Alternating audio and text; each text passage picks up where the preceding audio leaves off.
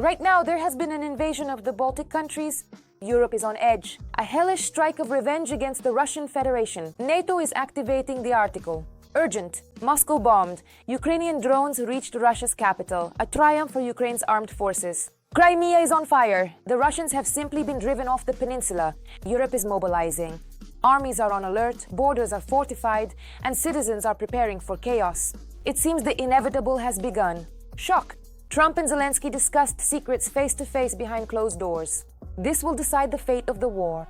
The details will surprise you. Erdogan burst in with a shocking statement about the war. The consequences for Europe may be inevitable.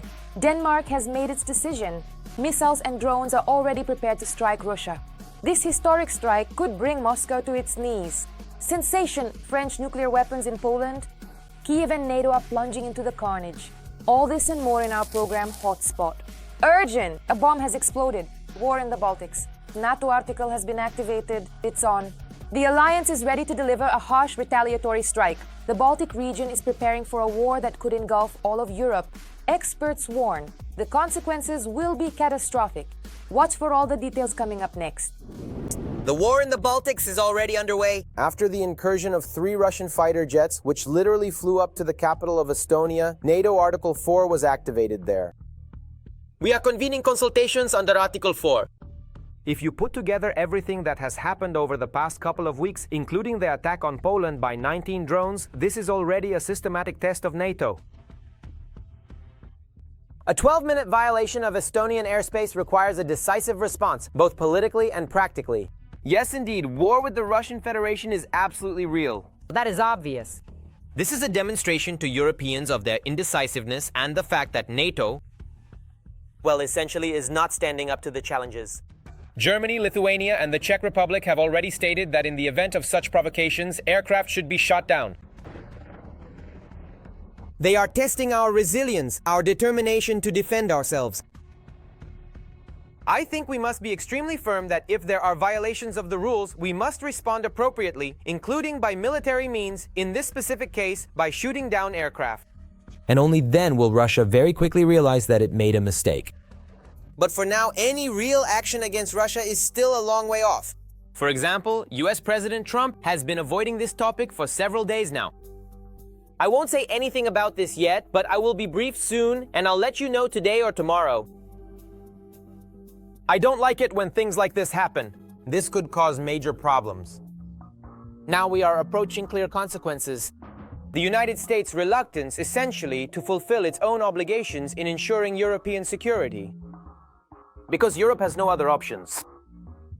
They have nowhere to buy weapons. The military-industrial complex is not scaled up. There is no army. Everyone is ready to trade beautifully and live richly. But to be honest, in Europe, they've gotten out of the habit of defending their interests with weapons in hand. Moreover, information has appeared in the press that the US may completely abandon the defense of the Baltic states. Because, well, just recently there was news that the US is refusing to provide air defense systems to the Baltic states and, among other things, will most likely withdraw troops over time and is already reducing military aid now. This is exactly the opposite of what European countries expect from the United States in the face of such acts of aggression from Russia. Russia has been staging provocations in the Baltics for the 4th year now. For example, it is actively using an illegal shadow fleet there to transport oil. Estonia detained one of these tankers which lacked proper documentation. However, after an inspection, the ship was later released.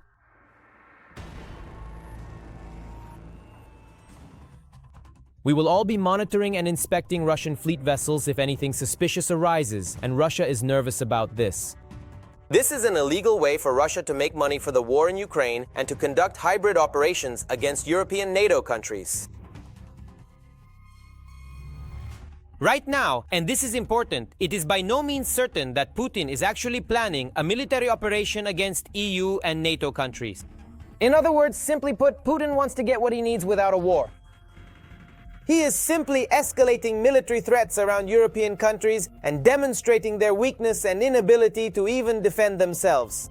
In addition, the Russians have repeatedly disabled communication cables between European countries in the Baltic Sea. Because of this, another tanker was detained off the coast of Finland. This time the crew is facing criminal charges. I believe the conclusion we can draw is that it's time to get used to a new reality. A lot of similar things could happen in the future. Of course, when something like this happened last year, the ship left the Baltic Sea, but this year we have already detained it. Tolerating such incidents, of course, is just giving Putin a pass to keep doing this and even escalate the corresponding threats. In other words, Putin's impunity will only further motivate him to go even further. You see this increase in the level, escalation both towards Ukraine and towards the European Union and NATO countries. As long as NATO countries hesitate, this definitely gives Putin free rein and makes it clear that he can act with impunity, from minor provocations to a direct invasion of the Baltic states. An urgent, real apocalypse is unfolding in Russia. Ukrainian drones are tearing Moscow apart. The strike on the Russian capital was colossal. Meanwhile, Crimea is on fire with the Ukrainian armed forces driving the enemy off the peninsula. Shock. Putin is once again sowing chaos around the world. Russian drones have stormed into Denmark and Norway. An attack on NATO, the Baltic states are at their limit. Where will this lead? All the details. Coming up. At the same time, skies over the capital were completely closed and Moscow airports implemented the carpet plan. Dozens of flights delayed due to the drone attack. One of the Russian cargo airliners flew just a few meters from high-rise buildings, nearly scraping the rooftops.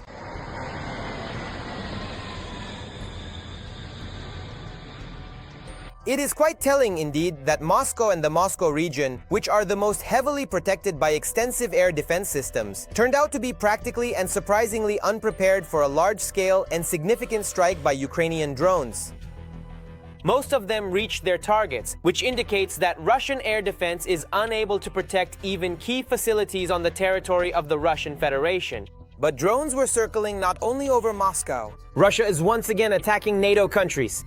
On the evening of September 22nd, the airspace over the capitals of Denmark and Norway was violated by unidentified drones, which led to the complete closure of the airports in Copenhagen and Oslo. Let us recall that several weeks ago, Russian drones entered the airspace of Poland and Romania. On September 19th, 3 Russian MiG-31s violated Estonian airspace. At the time of the airspace violation in Poland, the vessel Sukhorus was detained in the Kiel Canal with a crew consisting of Russian citizens.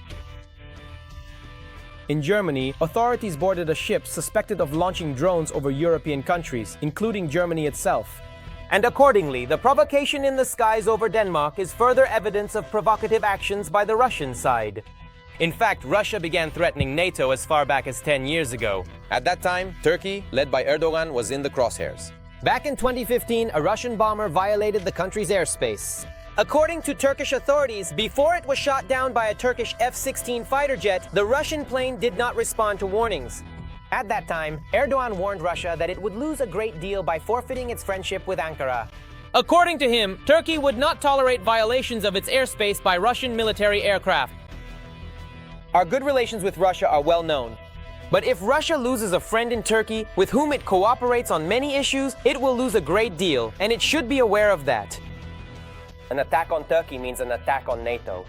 Clear, tough, in a language Putin understands, without unnecessary diplomacy. And what about Putin? Nothing. He became panic-stricken, afraid of Recep Tayyip. Look what songs he sings about the Turkish leader. President Erdogan never allows anyone to take advantage of him and...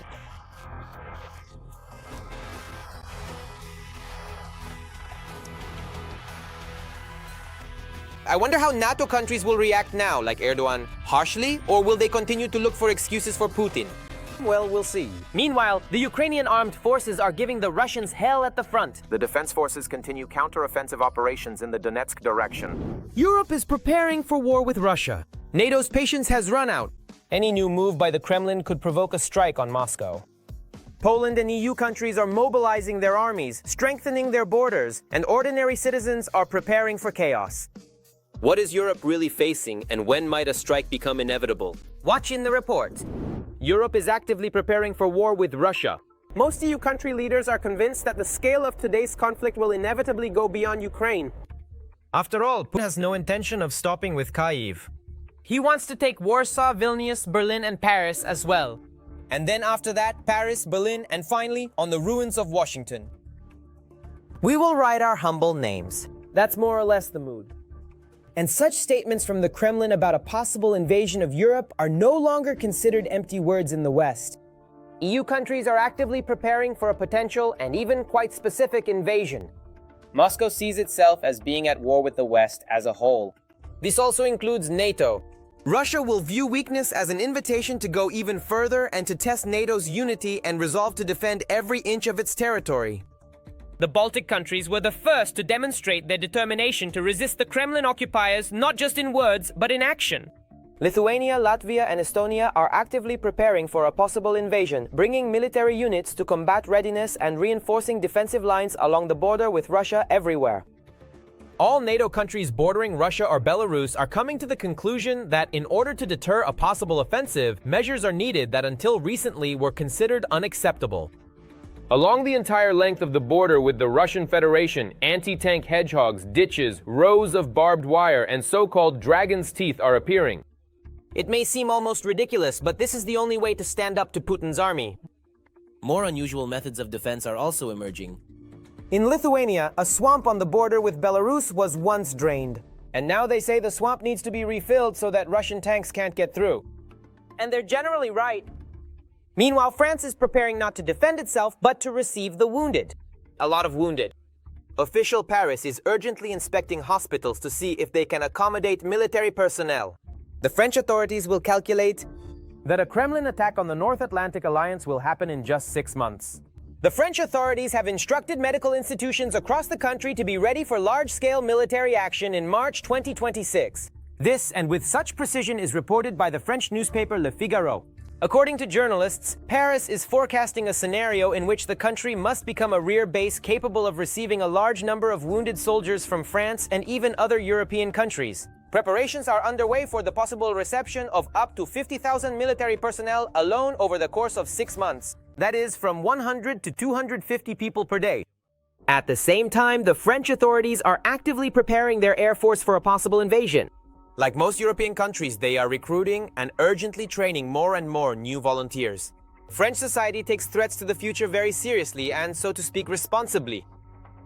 And from the perspective of statistics on young people, for example, Surveys are conducted with various estimates, but the overwhelming majority, well, not overwhelming, but more than half of young people are already signing up, ready to undergo military service, even volunteering for this military service. But in Germany, there are no lines of people eager to join the Bundeswehr. Local authorities admit that they are already experiencing a shortage of personnel. We need about 50 to 60,000 more soldiers than we currently have in the standing armed forces. 1,000 more soldiers than we have today in the regular armed forces. Naturally, the question arises, will that be enough? I can only repeat, a mandatory draft into the army is not necessary for us right now as long as we don't have the capacity. We're talking about barracks and training soldiers. Against this backdrop, anxiety is growing among the population in Europe. While Estonians anxiously await new provocations in the air from Russian MiGs, the Poles, in the country where Putin's drones and Shaheds have already repeatedly entered, are hastily fleeing the country. More and more of them are looking for housing abroad.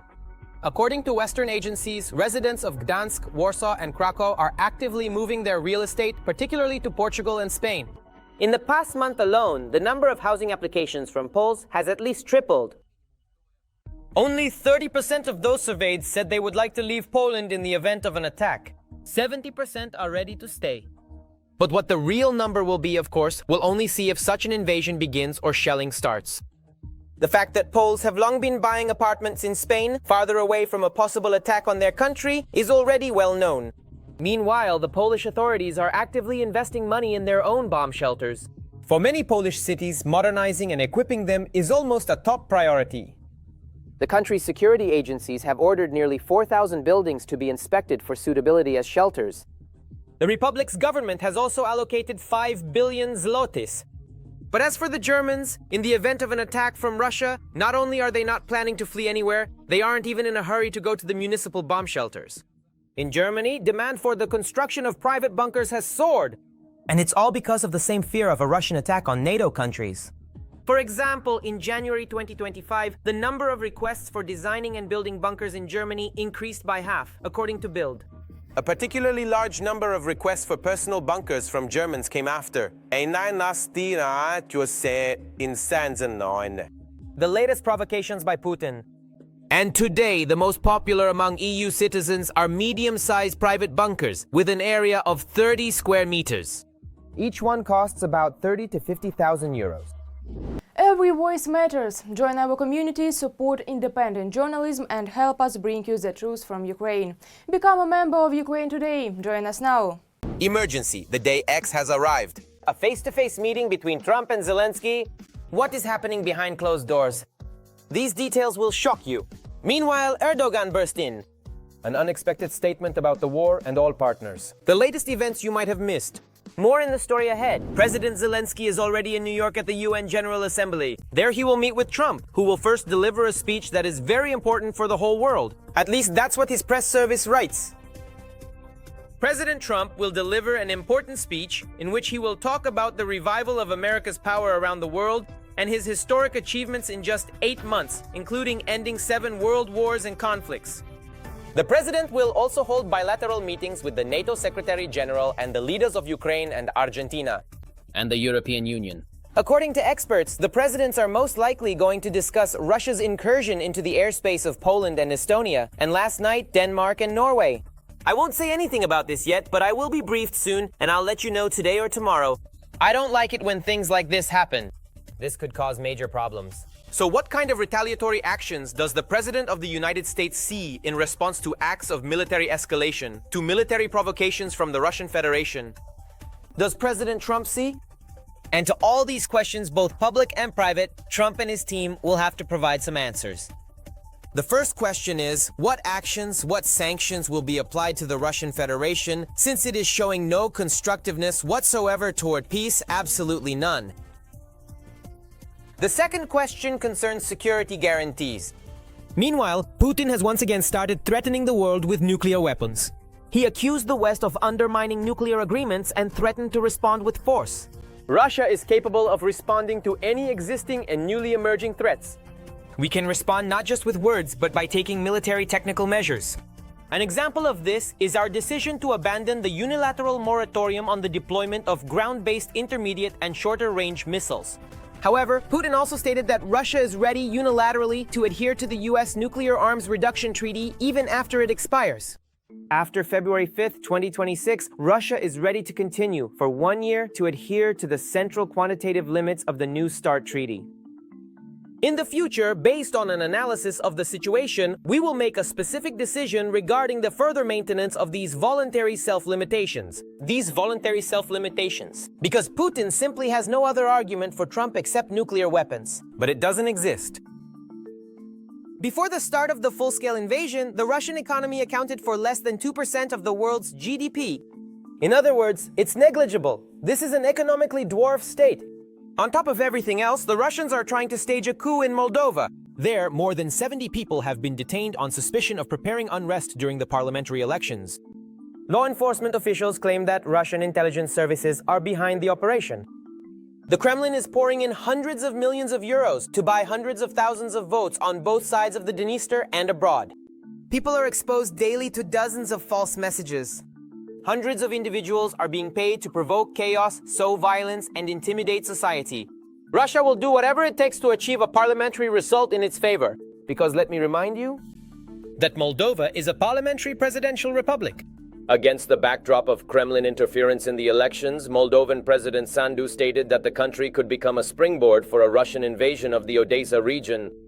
If Russia gains control over Moldova, the consequences will be immediate and they threaten our country and the entire region. All Moldovans will suffer regardless of whom they voted for. Europe will stop at Moldova's border, European funds will be frozen, freedom of movement may come to an end, and our country could become a springboard for an invasion of the Odessa region. Let's say it's simply impossible to annex Moldova without occupying Ukraine, creating yet another strange enclave. Let's put it this way, is a rather dubious idea. That's why a military scenario in Moldova is highly unlikely on the part of the Russian Federation. No, I think there is no threat coming from Moldova, Transnistria, or Odessa. While the leaders of NATO countries continue to hesitate and fail to give a symmetrical response to Russia's actions, Putin is spreading his greedy claws everywhere he can reach. Shock! Denmark is ready to tear Russia apart. The Russian Federation has pushed Scandinavia to the limit. Copenhagen is arming itself to the teeth. Missiles and drones are on standby, and military spending is breaking all records. A historic strike could begin at any moment. Watch now for all the details. Denmark will purchase long-range missiles and drones due to the threat from Russia. This was announced by the country's Prime Minister, Mette Frederiksen. Danish Defense Minister Troels Lund Poulsen noted that with these new resources, the armed forces will be able to actively counter threats far from the country. According to Poulsen, the experience of the war in Ukraine has shown that it is important not only to build a layered air defense system, but also to have the means to strike targets on enemy territory, including missile launchers. Denmark stands alone. It is unlikely that it could defend itself against Russia on its own, which is why Denmark is one of the key members of the North Atlantic Alliance, the so-called NATO bloc. Over the past 30 years, the European members of NATO have seriously disarmed, and Europe was dominated by the principle of relying on protection from the United States, especially with the arrival of Trump in the White House. It turned out that this was not entirely the case. According to the commander-in-chief of the Danish army, General Michael Weigers Gilgard, high-precision long-range weapons will allow the military to counter threats before they reach their territory.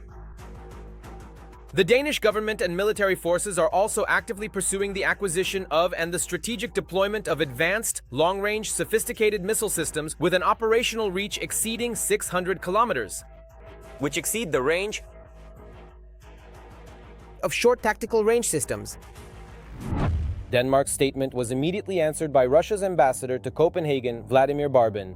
According to him, nowhere and never in the world has anyone even thought of publicly threatening a nuclear power.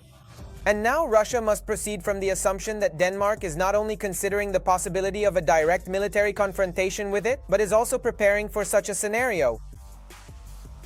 Russia is clearly demonstrating, and in actual fact, their primary goal was to unequivocally demonstrate the significant lack of unity within NATO, which is the North Atlantic Treaty Organization alliance, to deliberately sow discord and deep division among the various member states of this crucial alliance, to effectively fracture and ultimately destroy the entire European security system. They are indeed succeeding in achieving this objective. They are succeeding with rather remarkably simple yet effective methods, at first glance, which is quite concerning. Where proving Russia's direct guilt is exceedingly difficult, especially if one deliberately chooses not to acknowledge or perceive the overwhelming evidence. Nevertheless, a significant number of Europeans are increasingly and clearly seeing the aggressive and expansionist nature of the Russian Federation, and while they have not yet fully accepted the stark reality that a full-scale war with Russia, if not entirely inevitable, is certainly a very real and quite possible prospect that looms on the horizon. Moreover, in the near future, Prime Minister Frederiksen responded to the statement of the Russian ambassador by saying that they will in no way influence Denmark's decision, and that her country will not allow itself to be intimidated by Russia. a sensation. French nuclear weapons in Poland. Europe on the brink. Warsaw is frantically seeking protection from Russian drones. There is one enemy for all. NATO could intervene at any moment. Poland is preparing for a large-scale escalation, while Kyiv and Paris are urgently coordinating their defense. Experts warn that something terrible is coming. All the details are coming up in the report. The new nuclear axis of Europe. Poland is ready to turn itself into a country with its own nuclear shield. As the President of the Republic of Poland, I believe that Poland should participate in nuclear sharing. It should have its own nuclear energy, civilian, and military capabilities. According to Nauraki, Poland is counting on France's support in this matter. For Warsaw, this is not just an alliance, but a way to obtain the very weapon that will change the rules of the game in Europe and challenge both Moscow and Brussels. This statement by the Polish president came shortly after an unprecedented attack by Russian drones on Poland. And although this time dozens of drones were reconnaissance drones that did not pose any immediate military threat, many in Warsaw continue to fear that the attack will be repeated. And next time, They could be strike drones. To solidify nuclear cooperation, Poland is preparing to sign the Nancy Treaty, a document that is intended to deepen cooperation in the field of defense and security. and although Nawrocki admits that it's still too early to talk about this, his position is clear. Poland intends to participate in nuclear sharing. The fact that Poland is starting to consider its own involvement in Receiving nuclear weapons from allies shows the level of concern that exists in Central European countries. In connection with the ongoing Russian-Ukrainian war and the lack of understanding among Western leaders about how they can even stop this war in the foreseeable future and counter Russia's ambitions, which are actively supported from Beijing. And there is a growing understanding that if Putin's desire to continue the war against Ukraine indefinitely is not stopped by Western efforts, and with little hope placed on Donald Trump, then this war will keep taking on new forms and eventually will cross Ukraine's borders. Frightened by the recent air incursion, Poland has quickly begun adopting Ukraine's experience in countering Russian drones. The Vice Prime Minister and Minister of Defense of Poland, Władysław Kosiniak-Kamysz, arrived in Kyiv along with delegations from the Ministry of Defense and the country's armed forces. On the agenda are military technical cooperation, further support for Ukraine's defense, and the overall security situation in the context of Russian aggression.